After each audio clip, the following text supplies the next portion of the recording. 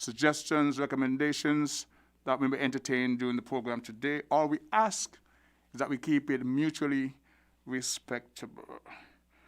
Monday morning.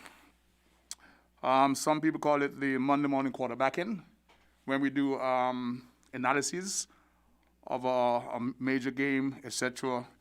In this reference, we're talking about the historic elections that took place on the 5th of June here within the Federation. Historic in so many ways, not only the outcome, but from the platform used for the campaign, never seen before, given the conditions of COVID-19, the state of emergency / curfews that were implemented, how the campaign was managed from both parties, or the major parties, and the critiques, the recommendations, the acknowledgement, the suggestions, and all this stuff. And all I wanted actually was a peaceful elections. I think all who took part, those who observed, can say that we did have, in fact, a very peaceful elections, the outcome of which, in terms of a particular seat, is being challenged at the court at the moment. And that depends on the outcome of the court, may determine the final equation in terms of the allocations of seats for the various parties. Historic, again, from the point of having a constituency that has never changed hands from the Labour Party from the inception. For the very first time, a new, young, dynamic female lawyer was able to unseat the incumbent in a constituency that most people figured could never change. The fact that she's a lady, that says a lot in terms of the breakthrough. She would not be the first parliamentarian by a long stretch, but that was a seat that nobody, well, I won't say nobody, that would be totally wrong, because the pollsters, the people on the ground who knew the ground game, were saying, Milo Box, by the way, good morning, that this seat would change.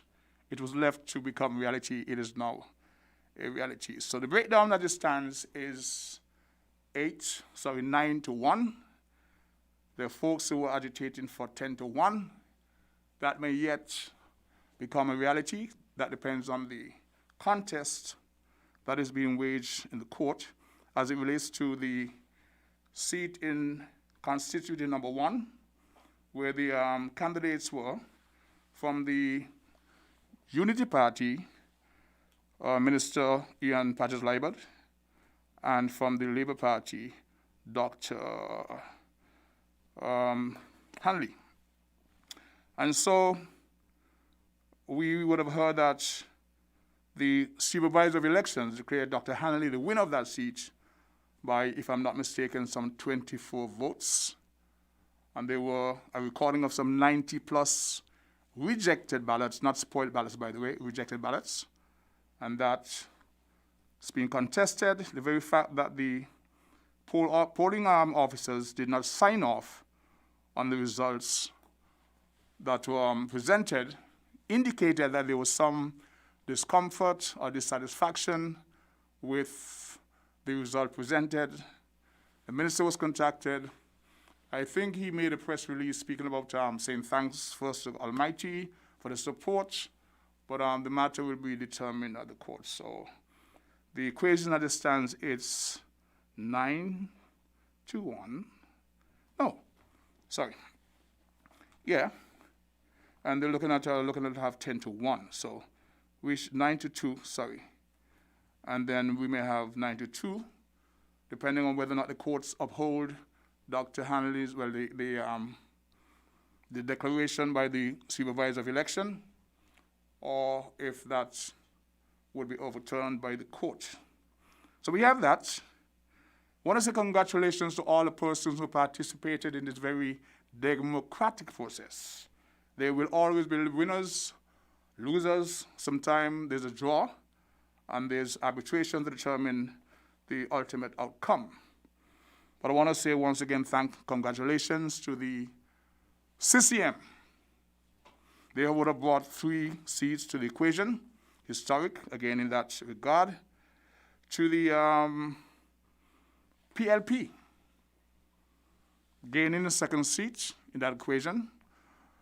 In the former government, we had the Prime Minister, Dr. Harris. He was the sole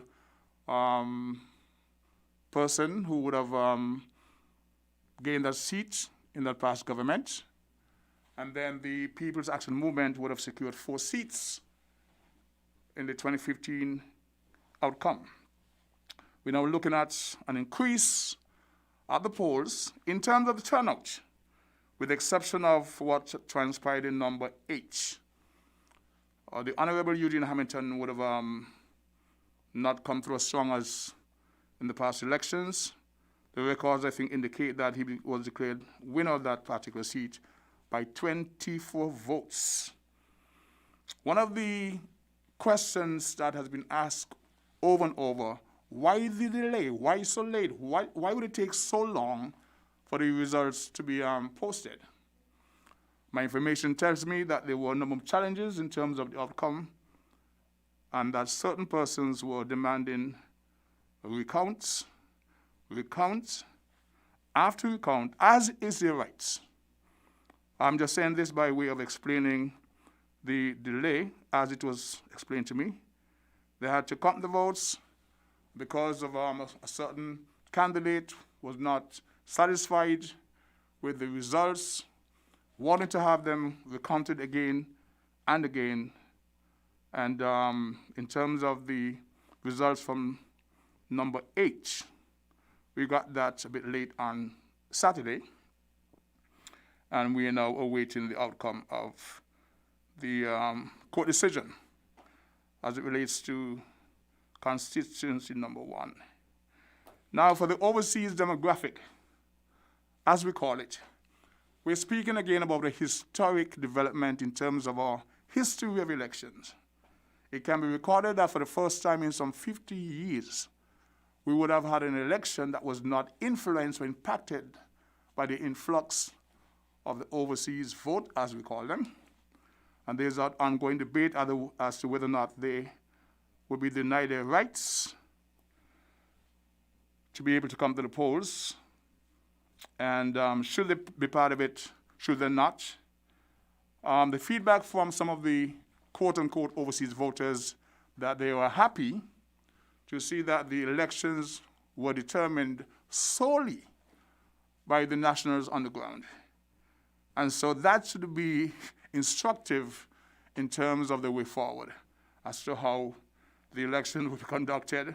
Are they denied their franchise? Should it be considered a particular constituency or what?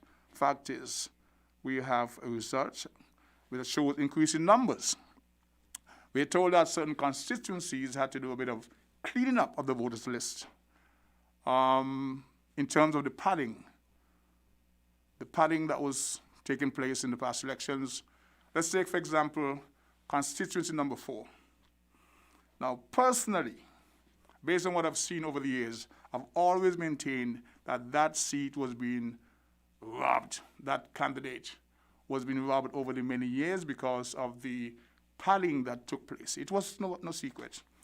Now, that was addressed, and the results shows that the candidate would have emerged the winner by over 300 votes, almost 350, as compared to the last election where he was declared the winner by some 30 votes. So with that aspect of addressing the voters list, and I'm told there were challenges, of course, if you challenge your name being removed from the list. And we come and we look at the address that you're given as your residency, and you're not there. I'm listed in number 4, I'm living on Station Street. Fine, but we come and check for you on Station Street, you're not there. Time and again, that's not your residence. You are removed from the list. So these are some of the arguments going back and forth by various persons as to whose name was taken off the list. So the general consensus is that there was a cleaning up of the voters list, and that too impacted the results. So as I said before, these various points that I raised prove that this election was historic. The inclusion of the demographic I call Generation Next, the younger people, at a very, very obvious platform of the younger people. You saw that. You saw the engagement. That is promise. Whoever can capture the interest, okay, I'm told to shut up because there's a caller that I call. Good morning, you 11 voices. Hey, good morning, Socrates. Good morning, sir. How about that? I have a question for you. Have you ever seen a rejected ballot? This brings a question to my mind. I've heard about spoiled ballots, but I'm hearing about rejected ballots, and I'm not clear. I don't think I qualify to answer that. I've never seen a rejected ballot. I've seen the examples of spoiled ballots. So this is the issue: rejected versus spoiled. Enlighten me if you can. Okay, my thing is, I have a problem with that system because if I'm making an X, it appears as if I come out of the box, it could be a rejected ballot. That's my problem right there. What about my intent? So you can just throw intent out the window? Well, let's take this scenario. There are two candidates in two boxes very close to each other. If the X that you make borders on the two, then there's a concern, a question, are you voting for this person or that person? That's just me, depending how much you encroach on one or over the line. But the spoiled ballots versus the rejected ballots, I think most people would love some clarity on that. Well, I think we need to get away from this old British colonial system. My thing is, once I started the X in a particular area, that is my intent. You understand what I'm saying? Yeah. That's my intent. I have a problem with the amount of rejected ballots, spoiled ballots coming from number one. Something is not right. Well, in going in, both parties or all parties would agree on this policy or system. What happened in this place was the polling officers did not sign off on the results based on the numbers of rejected ballots. And so that is part of the problem. Had they signed off on it, then there's a tacit exception. Well, okay, fine. But they not signing off means that there has been a problem that they were not satisfied with, and thus it goes to court. So the question is spoiled ballots, rejected ballots. I still don't get the difference. But you also telling me even though these people didn't sign off on these documents, the count still went through. I mean, the results still went through. The supervisor of elections declared Dr. Jeffrey Hanley the winner based on the results of the count. The challenge is based on the fact that the two polling officers for the Unity Party did not sign off on the results of the count. So should you say forever in limbo, or do you declare a winner and then challenge it at the court? I think that was the course that was most appropriate. One more observation. We need to get away from this whole way running elections. We need to purchase tabulators by 9 o'clock. All winners will be declared and move the election system from underneath a government minister. We need to get away from that. Okay. I mean, look at up at Kim Collins. It seems as if somebody forget they had to go up there to set up the polling station up there. I heard it was really awful. And then you got boxes waiting for one bus or whatever to come and pick them up. That's ridiculous. Mm-hmm. This thing could have been over a long time, you know. And this thing about recount, of course you're entitled to a recount. 1, 2, that's it. you know, Okay. The officiating officials, officers, whatever, at the polls would, I would say, countenance a recount or two. But based on what I would have heard, that there were like recounts after recounts after recounts. So your point is well taken. There has to be a system in place we allow up to one or two recounts or challenges. Beyond that, you call the game. so 2 recounts. I heard there were If more than two you recounts. if you do not you know, comfortable with it, you take the matter to court. Well, in this You particular know, case of number one, yeah. that matter is being addressed at the court. Apart from the recount, Uh, they're challenging the number of rejected ballots. yeah. Last thing before I go, somebody tell me this. The doggy heading up to the airport. Somebody had to remind you that the airport closed. Maybe he had a charter. You know. Perhaps it was a charter in And place. they say he already had his bags tagged Dubai. Is that them? Is that this? Is a bit of humor, but I appreciate it because the ultimate outcome for me, it was from a peacefully conducted election. That's all I ask, and we're happy with that. Yeah. All right, man. Thank you much for your contribution. All right. So in terms of the caller, you live on the voices. We would have lost that caller. Please call back if you can. We'd love to hear you. Caller, you live on voices.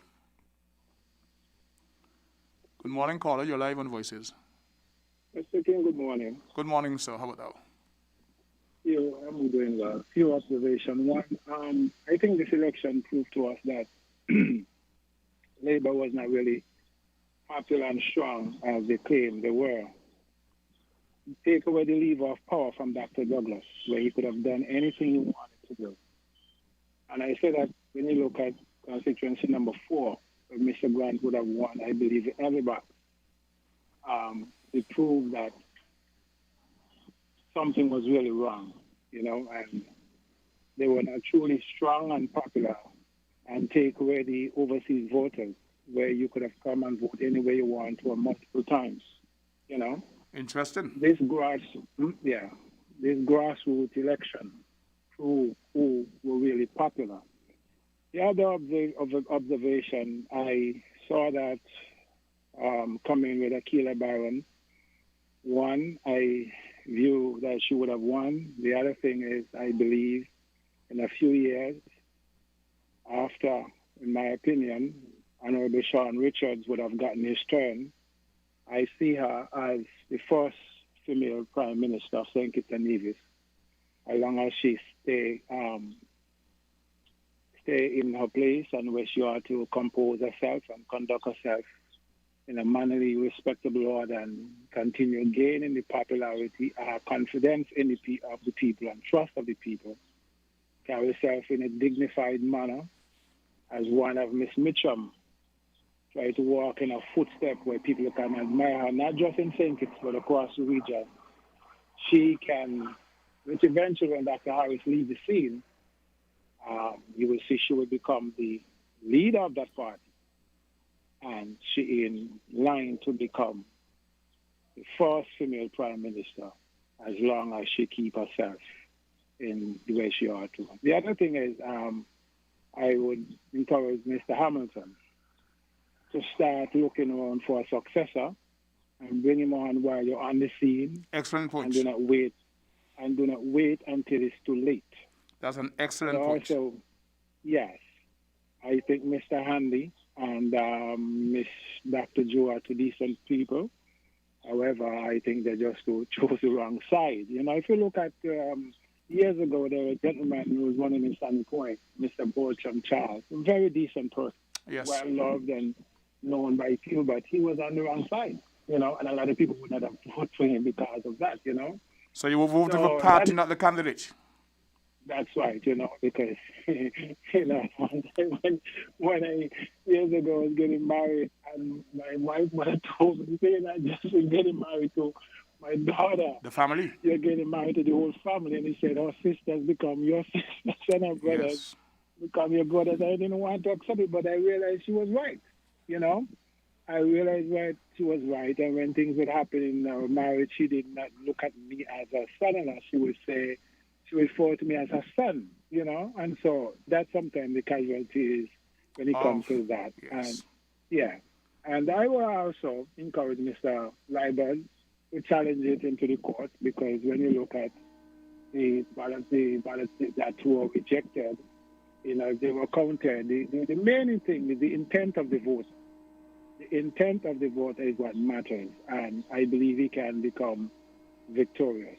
Congratulations to the Team Unity Party, and just hope everyone do what they're supposed to do and please the people, and they can be in power for a very long time. Have a good day, Mr. King. Thank you very much. And there's another caller right on the heel of that one. Caller, you're live on Voices. Good day. Very blessed morning to you, sir, as well as all your listeners everywhere. Thank you very How much. have you been coping with wicked COVID-19? We adopt and move Please, forward. please repeat. We adopt. We've had to adopt. You adopt or die. We've had to adopt, and I think most nationals would be satisfied with the protocols put in place, the leadership and such. In terms of keeping us healthy, in terms of the economics, that's been proven most challenging for just about everybody. But of course, it's a new world. We had to conform, and I think most of us are surviving. Yeah, right. I quite agree. I would like to make a brief input on the question of spoiled ballots Please do. at general elections. I want to believe that the authorities that be should look quite closely going forward into future elections to utilize the media, i.e. the television, especially the television, as well as social media. Of course, radio is mass media. So I want to believe that what can be done is that the folks from the electoral office in particular, they can expend some time utilizing ZIZ television, ZIZ radio, and the various local radio stations on St. Kitts and Nevis, as well as social media and pamphlets, leaflets as well. Because what they would want to do is to sensitize the local electorate with precisely exactly how one should vote. Because there are people who are voting for the first time every 5 years, and not everyone would have been familiar with the process. So I think that based on the process or the system that is being used, they should utilize the media more and sensitize the local electorate with exactly how they should place their X. There are people who may think that they have to do a tick, but it is not a tick. I guess people think that, okay, a tick is a correct, and we would have learned that from primary school days, as well as the kindergarten days, as well as the high school. But the electoral process is different. It's an X, and I believe that they can use imitation ballots and illustrate, display, and clearly exhibit on television exactly how that X should be placed on the ballot paper so that we can avert, that is, avoid so many spoiled ballots in future elections. If I may that is interject, the input sir, that I would like to make here. and I appreciate that, but if I may interject, if you're still there, I have seen that done. I am here. I have seen that done. And just about every voter or potential voter would have heard about the X, not the tick. So I think the population is very much educated as to what is required of them. As a matter of fact, in Sandy Point, Portland Division, whatever, when you entered, people were actually complaining about the length of time it took to get in. But once you got in there, that officer was in charge. He walks you through the entire process. He asks you, are you familiar with the procedures? Even when you said yes, he said, well, this is the ballot, these are the candidates, these are your choices, here's where you, and he walked you through, and people felt that that was actually time consuming. So if you were unfamiliar, once you got in there, he clearly explained to you what was required. You take your ballot, you go back, you give it to me, we look at it, we'll not see who you voted for. He took off the applicable strip and put it on the tag, and then you were allowed to put your finger. So he explained the entire process. So if you're unfamiliar, you were able to get all the instructions there and then. That's a good observation. That's a good point. And I think that people need to recognize that things ought to be done in an orderly fashion. Things have to be done correctly. Things have to be done properly. In that particular session, I saw it done, and in terms of the information, in terms of educating the public, I have seen those demonstrations done by the media, same as the television, showing you how to do what to do, etc. But I thought you were going to say that the cameras should be focused on the ballots as they're counted, so people could see. I thought that was the point you were going to bring to the point. No, it was not my intention to bring that point to the fore. Okay. I never intended to focus on that. I called actually to focus on the whole question of so many spoiled ballots. Okay. I think that, in a society where most of our people can read and write, I believe that we should be able to go into a polling station and place an X for the candidate who we support quite easily and come out of there without spoiling the ballots. Because I think it is a very poor reflection on our electorate to be having so many ballots spoiled during a general election. So I believe that that is something that should be looked at quite closely, and that is something that should be worked on for future elections. I would like to also make the point that it was quite heartening to see that we have had general elections here in the Federation of St. Kitts and Nevis with the absence of the overseas voters. That's the voters who over the years have come in from the diaspora, United Kingdom, United States, Canada, Puerto Rico, U.S. Virgin Islands, and wherever they would have come from. It quite clearly shows that we can have elections in all of our Caribbean islands without the interference or any input at all from overseas voters. So it clearly shows that a government can easily be voted into office by the local people who reside within any of our Caribbean islands, and we really and truly do not need the overseas voters. We really and truly do not need them. Again, another demonstrated historic achievement. I think we can boast that we are the first in the region who would have accomplished such a feat. Precisely. So, there you go. And I think that the ruling administration ought to be highly commended on that, and I take the opportunity to congratulate all the winners, particularly my ex-colleague at the Eastern Caribbean Central Bank, the former Senator Aquila Byron. I would like to highly commend her on her victory, and kudos and hats off to her. I think she is a very dynamic young politician, and she has a future that is as bright as daylight. And I believe that she would serve the people of West Bastille outstandingly. Excellent representation. That is what I expect. I expect no less, because she's a very industrious and hardworking young lady, very articulate, and I expect her to do well. So I would like to wish all the winners all the best, and it is good to see that we at least have an opposition in Parliament. I think that in cases where you must have opposition. 50, please repeat? You must have opposition. Exactly. I certainly appreciate that, and I am very much in favor of that. The whole concept of Keith Mitchell winning 15 seats in Grenada, I do not quite support that. I believe that there should always be an opposition voice in Parliament. So I'm going to leave it here, my brother, and you have a very blessed and rather safe day. Thank you very much. On that note, we're going to pause for paying tribute to our sponsors. Then we'll be right back. Mustn't forget the bop. I see you like bop too. If I'm cleaning the garage, I need bop. One bop for the home and one for the office. Bop insecticide, preferred for its proven performance. Bop's fast-acting, long-lasting. Bop stops both flying and crawling insects. Get serious. Get Bop. Like us on Facebook, www.facebook.com/ramsupermarket. Follow us on Twitter, www.twitter.com/ramsupermarket. And subscribe to us on YouTube, www.youtube.com/ramsupermarket.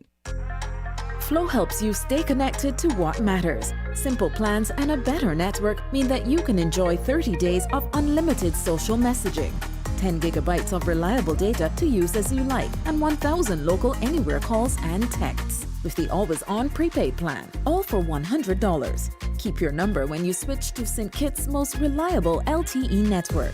Switch to Flow. It only gets better.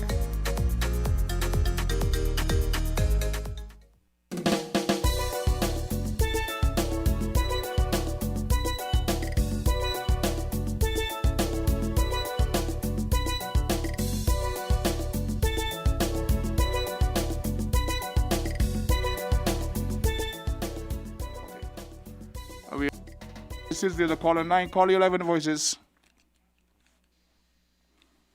Good day, caller 11 voices. Blessed good morning to you, King Socrates. It's Dr. Sweeney. Good morning, good day, good whatever time it is. Good day, sir. Hey, my brother. I just wanted to make a little contribution. First of all, let me congratulate Jonelle, Chairman of PAM, and more so Aquila. For years, we have struggled to liberate the West, and I think her performance is excellent. And I really look forward to her delivering and making a change in West Bastille. With respect to East Bastille, I'm concerned. I'm concerned because I know in 1979 the court addressed the matter about the intent of the voter. And if indeed the vast majority were in favor of patches, then I think the court should speak and speak loudly. It concerns me a little bit more in East Bastille, though, because that was the same constituency where you had a problem of polling division opening after 8 o'clock in the morning. And that, to me, taken with other factors, raises a lot of concerns, which I really might not even want to discuss at this level. Okay. One of the bigger things for me was really congratulating the people, the residents, on expressing their feelings, their political choices. They have not had this opportunity to do it in probably 30 years. 50 years. And the first opportunity they have to do it, they choose the party that they want to lead and the government that they would wish to run the affairs of the country. So my message to Team Unity at this point would be, you have the mandate, make the constitutional changes that you need to make very early, introduce the term limit for the Prime Minister, make the other relevant changes that you need to make, put it in